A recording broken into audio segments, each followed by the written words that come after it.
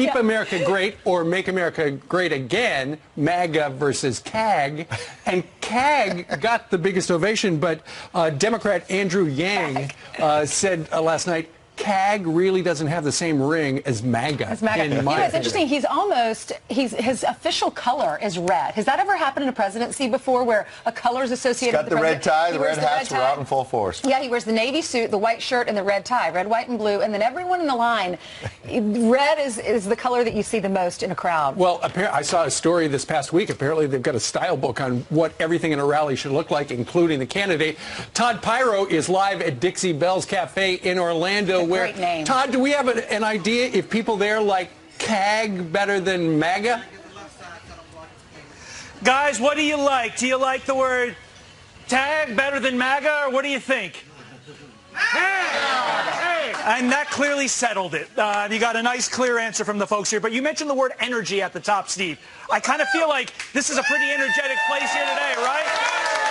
We're going to be talking to the voters here all morning long. We're also on the hunt for lookalikes of Ainsley and Ed. Obviously, we found Steve Ducey's lookalike. But also, let's not forget about Bob Woodward and Robert Duvall. In addition, again, the pulse of the voters, we're looking for doppelgangers back to New York. That is funny. The lookalikes are getting a little less lookalike, though. I don't know about the Woodward look. But what a great crowd. I can see it. The Clone Cafe. He could be your brother. All right. Meanwhile, let's talk a little bit about the president. You know, he took his team down to Orlando yesterday. At the Amway Center, they had requests for 125,000 tickets, supposedly. Why did they start in Orlando? Well, Axios has got a story this morning. They say, first of all, they knew they would get a big crowd. But secondly, you know what? When you register for a ticket, you wind up giving up a lot of information about yourself. And the source told Axios the campaign is trying to vacuum up as much Florida voter information as early as possible so the key state can be squared away. And go back to the 2000 election, Tim Russert and that board. Florida, Florida, Florida. Yep. That is still true. It is such an important state when it comes to the elections. Okay, how many minutes was the speech last night? 78. 78 minutes. If you missed it, here are some of the highlights. I stand before you to officially launch my campaign for a second term as President of the United States. The fact is, the American dream is back. It's bigger and better and stronger than ever before. The Democrat Party has become more radical, more dangerous, and more unhinged than at any point in the modern history of our country. The Democrat agenda of open borders is morally reprehensible. No one who supports sanctuary cities should be allowed to run for President of the United States. The Democrats don't care about Russia. They only care about their own political power. And they wanted to deny you the future that you demanded and the future that America deserves. By the way, a woman who has been so good, so talented, so wonderful, and we're sort of going to be losing her. I have a feeling she's going to be running for a certain gubernatorial position. This has been truly the honor of a lifetime, one of the most incredible experiences anybody could ever imagine. You've made America great. We're going to keep on fighting for every man and woman and child all across this land. With every ounce of heart and might and sweat and soul, we're going to keep making America great again. And then we will indeed keep America great. You know, there was a smaller event right before the president had, I think, a fundraiser and some supporters. I had a friend who was in the room and said that Sarah Sanders was there as well, and that when she was called up by the president in a private room, you know, with maybe 100 people, she got the biggest ovation of all. Yeah. That people, they love around the country that Sarah Sanders fights, and she pushes back against the media. So Washington doesn't like her, the rest of the country likes her. Because she's tough, but the president said she's tough, but she's still good. We love her family. Mike Huckabee, you know, is preacher, was governor, He's on our show all the time. Nice guy. Always just a man of character. And then she gave up her. She has all these kids. That's a hard job. 3 kids. It's a hard job. She's been pummeled by the media. White House, Washington Correspondents' Dinner. Some people have said the nastiest things about her. So America's behind her and really loves her. And that told me when he called her on stage, not only has he tweeted about her, he already had a press conference announcing his support of her and that he's sorry that she's leaving. But then he called her on stage last night. So to me, that said he really loves her. Well, and according to my TV volume at my house, it sounded like she actually got the biggest single ovation of the night. It sounded like she might be running for governor, too, in Arkansas. Might in 2022 because Asa Hutchinson is term limited out. Okay, so you've heard some of our observations about what happened last night. We actually had some reporters and some producers outside the rally and put a microphone into the folks, into their faces as they came out, and we heard some of the comments about their observation of the president's performance. And this is what they said. It was an absolute amazing turnout. It was really inspiring. It was awesome. We believe in him in 2016 and we're going to vote for him definitely in 2020. I thought that he touched on a lot of things that I think that people are wanting to know about. This man loves our country, he loves God, and he's with the American people. It's really good to see the president take initiative to secure our border. I've never been to any sort of political rally ever, and oh my gosh, I was like gonna cry. It was awesome. Thank you, President Trump, for all you do for our veterans. It was a once-in-a-lifetime experience, and it's something that I'll never forget. The kids couldn't sleep last night. They said it's way better than Disney. It's going to be a bigger landslide in 2020 than it was in 2016. So one key point that was accomplished is the president fired up his base. You need a base that's strong heading into any re-elect. But the other thing you need is to build a case. Are you better off than you were 4 years ago, as Ronald Reagan sort of coined, obviously. And when you listen to Sean Spicer, who was on Hannity last night, he says the president began last night to make that case. The president tonight was able to lay down that laundry list of accomplishments, of promises made and promises kept in one single speech that allowed people to contextualize all he's been able to get done in 2.5 years and the path that he will lay out forward for the next 4 years. He didn't just say, here's what I said I would do and why I couldn't get it done. He literally talked about, here's the regulations I cut, here is the stuff that I've done for veterans, here's what I've done for the military, here's where the economy is going. Here's what I've done with judges. On issue after issue, the president was able to lay out a very succinct case as to what he's gotten done and why he deserves 4 more years. Okay, so there you've got somebody who worked for the president once upon a time and is a big supporter. We also heard from some of the people who were in attendance. The people who did not like it were the Democrats running against him. Bernie Sanders actually live streamed his response. He called it an hour-and-a-half speech of lies, distortions, and total absolute nonsense. Well, you know they were watching that, and they're seeing all the support, and they're a little worried, I'm sure. Listen to what some of the Democrats, some of the reaction. This is Bernie Sanders and Kamala Harris first. Listen. Listening to Trump made me feel very much that he is a man living in a parallel universe, a man way out of touch with the needs of ordinary people, and a man who must be defeated. This president wants us to keep looking in the rearview mirror instead of looking out of the front windshield. This is a president who wants to make America great again instead of making America great today. He does not understand that we need a leader of our United States who is focused on the challenges of the 21st century. Well, to Ainsley's point, these Democrats are looking at the rally. President turns out a huge crowd in battleground Florida. On the flip side, Kamala Harris is looking at the fact that she hasn't risen in the polls yet. She's got time.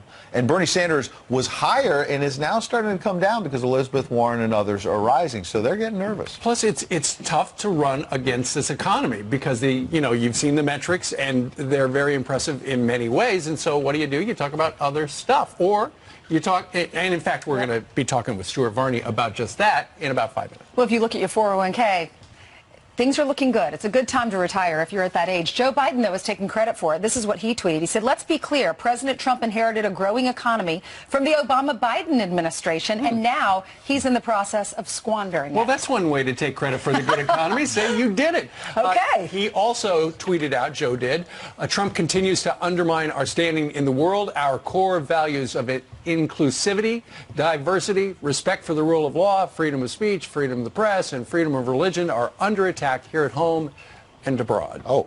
So I guess he didn't like it. Doesn't sound like it. All right. Meanwhile, 7-Eleven here in New York City, and Jillian joins us with some more headlines. That's right, and good morning. We start with the Fox News alert, so let's go right to this. A UN investigator says there is credible evidence linking the Crown Prince of Saudi Arabia to the murder of Washington Post columnist Jamal Khashoggi. A brand new report just released recommended a new investigation into Mohammed bin Salman and a royal advisor. 11 people are already on trial, some facing the death penalty. Khashoggi, a vocal critic of the Saudi government, was last seen entering the Saudi consulate in Istanbul last October. His body has not been found. We will keep you updated on that news. 3 witnesses will take the stand today in the war crimes case against a Navy SEAL. Eddie Gallagher has pleaded not guilty to murdering an ISIS prisoner in 2017. During opening statements, prosecutors showed the jury pictures of Gallagher posing with the body with the text message, quote, "Good story behind this." The defense claims it was an attempt at dark humor. If convicted, Gallagher faces life in prison. A transition is underway at the Pentagon.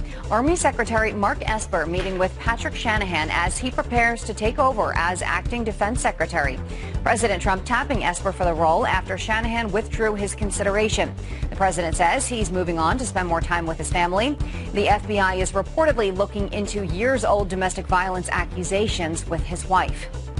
And this is going to make your day. A patriotic homecoming for America's heroes. Check it out.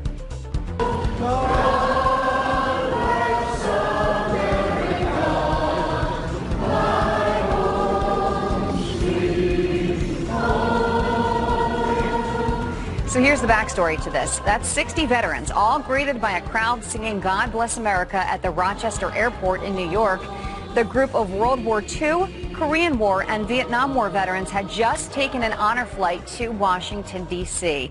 Isn't that great to come into that welcome? Cool. Respect. Yep. Beautiful. Absolutely. Thank you, Jillian. Meanwhile, the president reminding Joe Biden about that so-called magic wand that Barack Obama said we didn't have. Remember the statement from the previous administration? You'd need a magic wand to bring back manufacturing. We'll tell Sleepy Joe that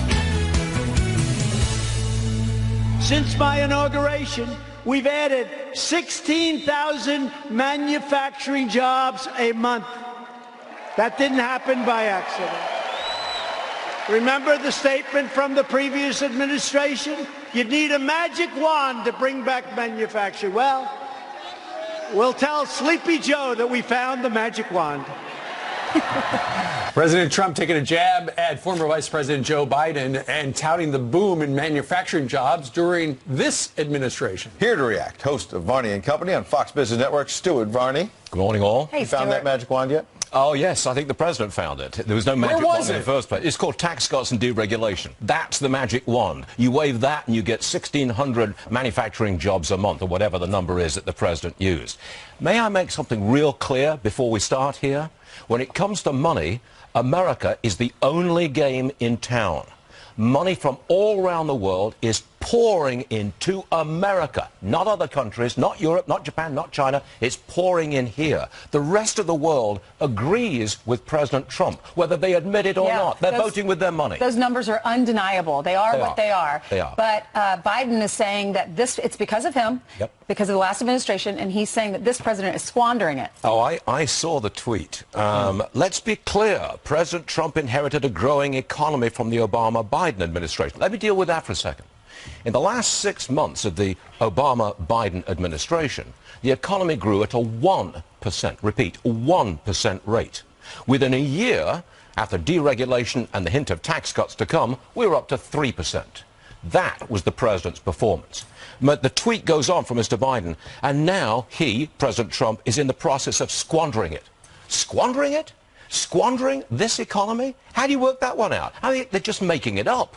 How do you squander an economy that's growing better than anybody else, an unemployment rate that's at a 50-year low, jobs galore, no inflation, and consumer confidence? Squandering it? What are you talking? Stuart, yesterday people were talking about how after the president made some comments, positive comments about seeing the Chinese president at the G20, the stock market took off because it sounds like the president might be getting closer to a deal. There's an enormous amount of pressure on Xi Jinping, China's leader.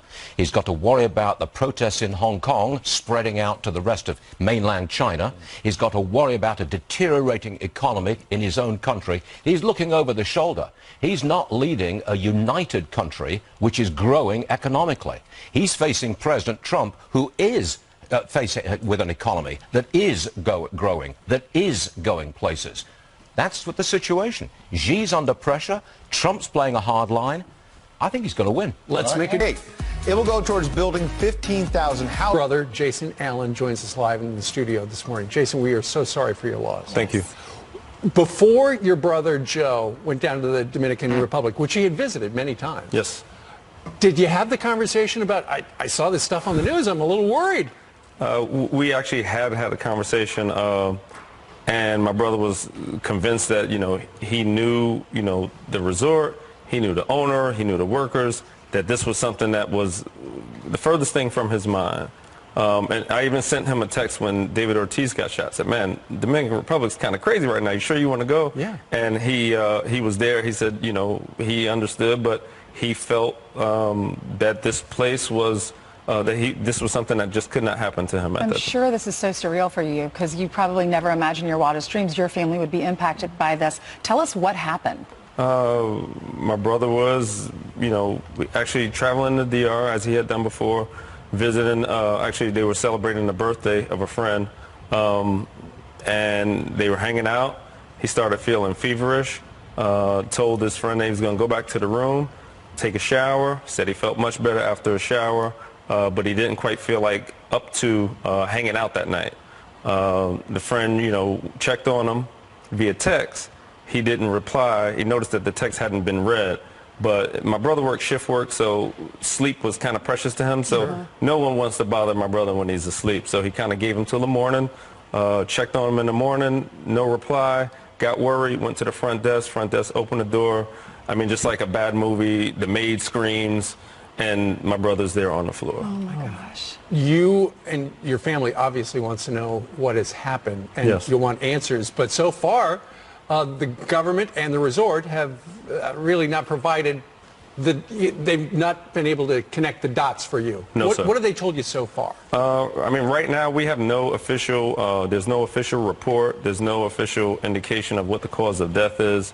The autopsy was performed immediately on Friday by Dominican authorities, and we were told that the body needed to be embalmed before my brother was transported back to the United States. Do you trust the Dominican Republic autopsy? Authorities? I mean, honestly, no. I don't. If there's a problem, I don't trust the place or the location who has an interest in, kind of keeping this thing under the rug if it is something major, to be the ones that are in charge of this investigation. We reached out to the resort and we haven't heard back from them. How's your family doing? Your parents, I know you have a sister. Yeah, I have a sister, I have a brother. My brother's son, my nephew, was actually traveling to Dominican Republic to spend Father's Day with his dad. That's Joe? That's your Joe's son? I mean, your brother that passed away, it's his yes. son. How many kids did he have? He just Amir, Wow. my nephew. And as he traveled to Dominican Republic, he turns his phone on and gets a million notifications, call me ASAP, call me ASAP. And that's how he learned about the death of his father. How old is he? He's like, I want to say 23. How's he doing? He's a wreck. Everybody's a wreck. Absolutely sure. Jason, do you have any advice for people who are considering a vacation down there? Hold your horses. Don't go there until we get some semblance of understanding of what's going on over there. What do you think happened? I don't know. I don't think, I will say this, I don't think necessarily that my brother was targeted. People that knew, he did know the people there, and he was a working man himself. He treated workers with respect. I don't think that anybody had a reason per se to target my brother, but I do think that something is off there, and I think it needs to be, at the very least, looked into. Well, your brother was the 9th American to die in the Dominican Republic in the last year. Very small island. I mean, it's not, you know, if 10 people drop dead of a heart attack in, you know, New Jersey, in a certain area of New Jersey, you would kind of... It would be a pretty big story. It would be a pretty big story, so... Was he a drinker? Do you think he would have had anything from the bar or from the mini bar in his room? I do know this. My brother was adamant about not using the mini bar. In fact, to the point where he would come in, take everything out of the mini bar and move it, because I guess, and I don't drink, so I don't understand, but whatever's in the mini bar has a cost. So sometimes maybe people just kind of go through it, and then at the end they check out, and then they got this list of that big bill. Yeah, that big bill. So I know for a fact that he takes everything out of there so that he doesn't incur any additional expense. So I'm not, but I can't say for certain whether he did or did not drink. Well, let us know as soon as the authorities let you know what happened. So sorry for your loss. I appreciate you guys for having me and allowing me to share my brother's story, and maybe we can get some answers and help other people from going through what we're going through. Well, Jason, God bless your family. I know a lot of people are praying for your family right now. Thank you. I appreciate you. Jason. Thank you. All right. Coming up on this Wednesday, many in the media stepping up their attacks against President Trump after his campaign kickoff last night in Orlando. He's like a record who's stuck on the same groove. And, you know, it was a very dark speech. You could probably see his speechwriter. In Washington, D.C., come on down. We're going to have a big day. Bring your flags. Bring those flags. Bring those American flags. July 4th, we're going to have hundreds of thousands of people. We're going to celebrate America. Sounds good, right? July 4th. And in fact, in the great city of Washington, D.C., they're going to rename the special 4th of July Independence Day celebration that they've celebrated for decades. So they're going to call it Salute to America.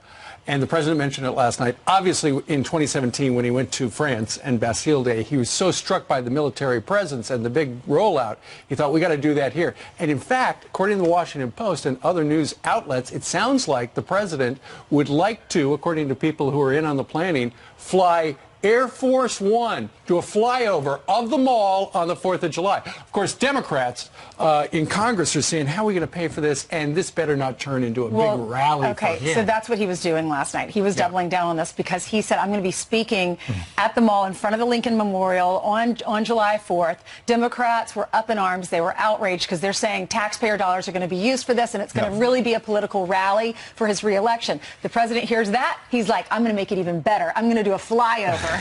The White House is not confirming that yet, but but we are getting word that he will not be in Air Force One. I assume he'll be down on the ground giving a speech. Yeah. Well, let's bring in Molly Hemingway. Molly Hemingway, of course, senior editor at The Federalist and a Fox News contributor. Molly, how dare he celebrate America on July 4th, huh? Well, everybody should celebrate Independence Day, and the Washington, D.C. always has a really good celebration on this day, and it sounds like it's going to be good again. It is true that you shouldn't use Air Force One for political gain, or, you know, you should be careful when you do it. I do love flyovers, though, although I would like to see military aircraft probably more than that. It sounds like it could be both. Meantime, I'm sure you were watching the president last night. We want to get your reaction, but first, here's a media montage of the impressions a number of people on a number of channels had regarding what he said last night in Orlando. He shows no desire whatsoever to try and actually seize this moment to do something different. He's like a record who's stuck on the same groove. And, you know, it was a very dark speech. Trump is beginning his re-election campaign with threats. We need to see the disconnect between a rally like tonight and reality. Meet the new Trump. Same as the old Trump. Slamming his adversaries, including Hillary Clinton. You could probably see his speechwriters holding their head in their hands going, oh, my God, just read the prompter. What do you make of that analysis? Well, speaking of repetitious records, I think we have seen, we've heard this before. This is exactly what we heard in 2016. And it is somewhat disappointing that the media haven't even updated their spin on things.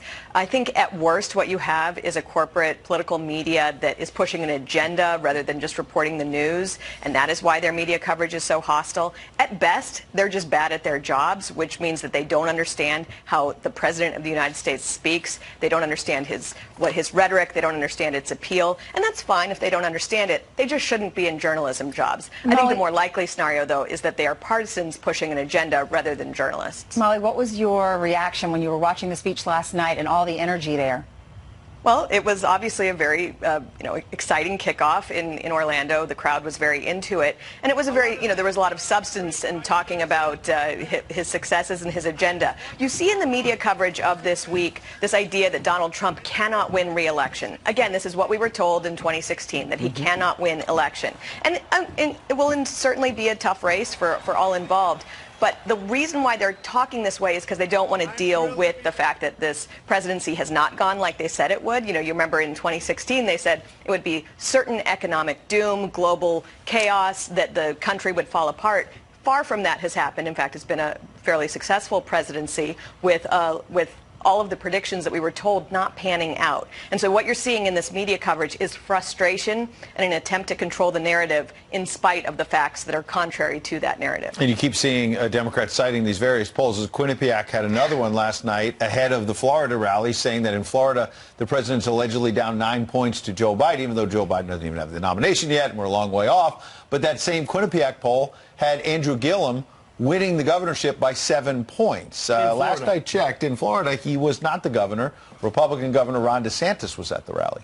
Right. You're seeing a lot of this focus on polls, which I don't think many people take seriously. You're seeing polls that say that that Bernie Sanders is going to beat Donald Trump in an epic, historic landslide. I don't think anyone actually believes that if they were in a head-to-head matchup that that's what would happen. But you see this focus on polls precisely so that you can take this, again, this narrative over the reality of how the country is going, how the presidency is going, and push this idea that it's impossible for Trump to win. I don't think that's going to be as successful for the media as it was in 2016, and it wasn't altogether that successful for them in 2016, either in terms of their predictions or their credibility, which is very bad right now. All right, Molly Hemingway, appreciate you coming in. Thanks, Thank you.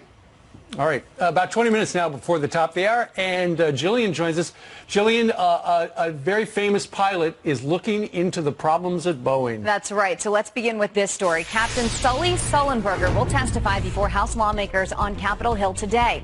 Sully, known for landing a plane on the Hudson River in 2009, is one of several aviation experts expected to answer questions about the Boeing MAX 737. This as the company makes its first sale since the model was grounded around the world in the wake of 2 deadly crashes. It's unclear when the planes will be cleared to fly again. Speaking of flying, travelers may have been exposed to the measles at a major airport hub, a major travel hub. An infected person traveled through Newark Airport twice in 1 month.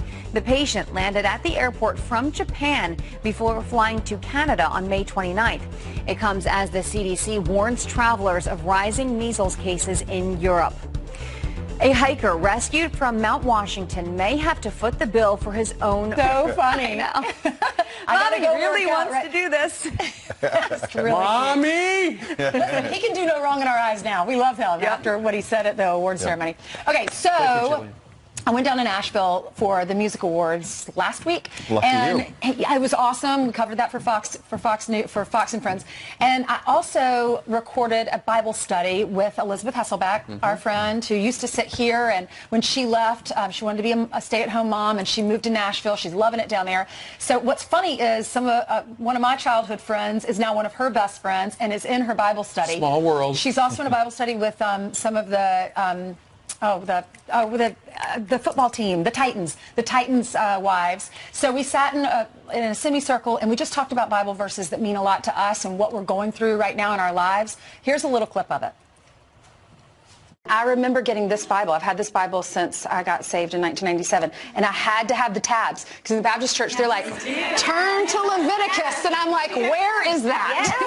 Yeah, so true. I still need my tabs. Sometimes it's just starting, right? It's like I grew up Catholic, so I didn't know where to start in the Bible, and so I was intimidated, so I didn't for a long time.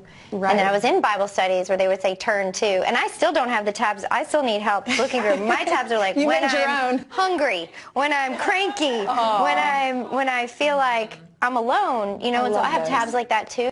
So we dive into the Bible, and we each had a verse, and we talked about what it means to us and what we're going through right now. Which is what he is suggesting. Nick Adams was born and raised in Australia. He is the founder of the Foundation for Liberty and American Greatness. He's also the author of Retaking America, Crushing Political Correctness. And he joins us today live from Miami. So, Nick, how did that buyback program work in Australia? Well, Steve, the gun buyback program in Australia wasn't really a big success.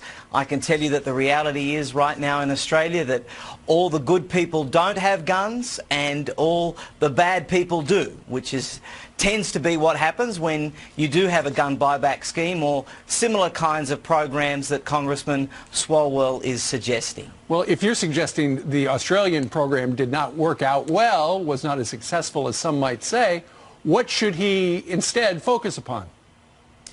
Congressman Swalwell, I think, Steve, would be far better served, and he would serve the constituents of the United States of America far better if he were to focus on things like mental health, if he were to focus on, I think, the real issues behind some of the problems that we're seeing in American society today. The reality is that the gun buyback scheme that he is thinking about implementing over here would never work in the United States of America because it's a completely different place to Australia. First of all, Australia has got about the size of the population of Florida. There are more Texans than there are Australians.